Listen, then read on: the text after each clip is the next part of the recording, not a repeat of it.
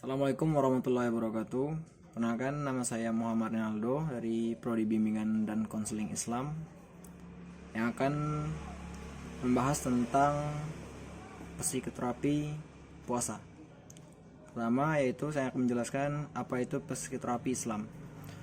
Psikoterapi Islam yaitu adalah proses pengobatan dan penyembuhan dengan melalui bimbingan Al-Quran dan Sunnah Nabi Muhammad SAW, atau secara empirik adalah melalui bimbingan dan pengajaran Allah, malaikat-malaikatnya, rasul-rasulnya, atau ahli waris para pengikutnya.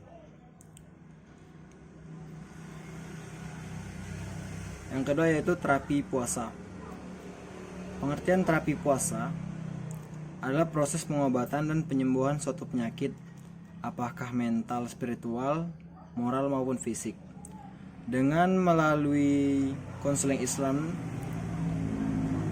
Dengan menggunakan terapi puasa bermakna pengobatan dan penyembuhan. Dalam bahasa Arab, terapi sepadan dengan as-syifa yang berasal dari kata asyafa yang artinya menyembuhkan. Terapi juga dapat diartikan sebagai upaya dalam mengulangi masalah-masalah yang dihadapi oleh konseli dengan tujuan mengembalikan, memelihara, dan mengembangkan kondisi konseli agar akal dan hatinya berada dalam kondisi dan posisi yang profesional. Menurut Hamdan Bakran Az-Zaki, terapi adalah suatu pengobatan penyakit dengan cara kebatinan, penyembuhan dengan cara teknik khusus pada penyakit mental, maupun penyembuhan lewat keyakinan agama. Dan menurut Kamus Lengkap Psikologi, terapi adalah suatu perlakuan dan pengobatan yang ditunjukkan kepada penyembuhan suatu kondisi psikologis atau pengetahuan tentang penyakit atau gangguan. Dari beberapa pengertian di atas dapat disimpulkan bahwa terapi adalah suatu proses penyembuhan atau pengobatan lewat keyakinan agama yang dilakukan oleh seseorang yang sakit dengan cara diskusi dengan orang yang lebih pintar mengenai hal tersebut. Menurut bahasa, berarti menahan diri. Menurut Sarah, ialah menahan diri dari segala sesuatu yang membatalkannya, dari mulai terbit fajar hingga terbenam matahari, karena perintah Allah semata-mata, dengan disertai niat dan syarat-syarat tertentu. Puasa terdapat dua makna, yakni secara bahasa dan secara istilah. Puasa dilihat dari segi bahasa artinya imsak, yaitu menahan, artinya mencegah dari suatu jadi puasa. Secara bahasa artinya suatu yang sifatnya menahan dan mencegah sesuatu apapun, termasuk makan, minum, hawa nafsu, dan dari terbit fajar hingga tenggelamnya matahari, karena perintah Allah semata-mata, serta disertai niat dan syarat-syarat tertentu. Pengertian puasa secara terminologi adalah upaya menahan dan mencegah diri dari hal adalah upaya menahan dan mencegah diri hal yang mubah berupa makan, minum, dan hawa nafsu sejak waktu fajar sampai terbenamnya matahari.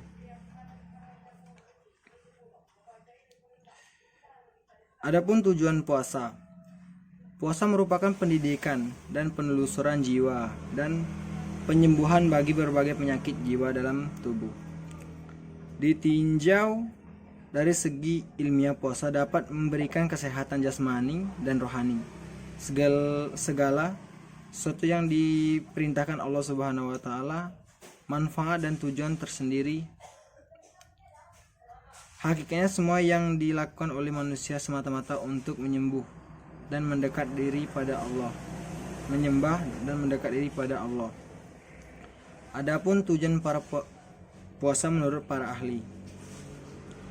Menurut Kasan menjelaskan tujuan bahwa tujuan puasa adalah menahan nafsu dari syahwat sehingga mampu menghadapi sesuatu yang menjadi kebahagiaan tersendiri, mematahkan hawa nafsu pada diri seseorang. Selain itu, Ahmad Azhar Bashir mengungkapkan tujuan puasa sebagai berikut. 1. Aspek kejiwaan. Di dalam Al-Quran sudah dijelaskan bahwa tujuan puasa adalah menjadikan seorang berjiwa takwa. Takwa adalah menjaga diri dengan cara taat dan menjalankan perintah Allah dan menjauhi larangannya.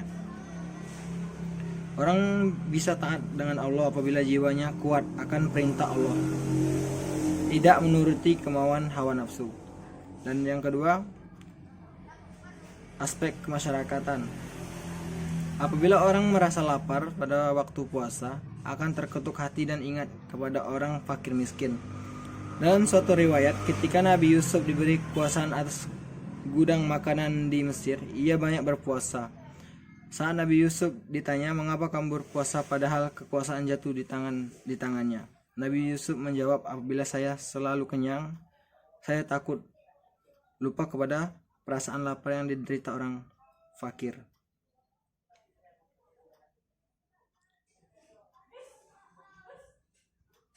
Dan yang ketiga, aspek jasmani. Hadis riwayat Ibnu Wajah dan Ibnu Habib mengajarkan bahwa tempat pada manusia tidak ada yang lebih buruk dipenuhi daripada perutnya. Cukuplah orang makan sekedar dapat menegakkan panggungnya apabila harus diadakan pembagian. Hendaknya sepertiga dari untuk minum dan sepertiga untuk makan dan sepertiga untuk nafasnya. Baik, itu saja yang bisa saya sampaikan. Lebih dan kurang saya mohon maaf. Saya akhiri. Wassalamualaikum warahmatullahi wabarakatuh.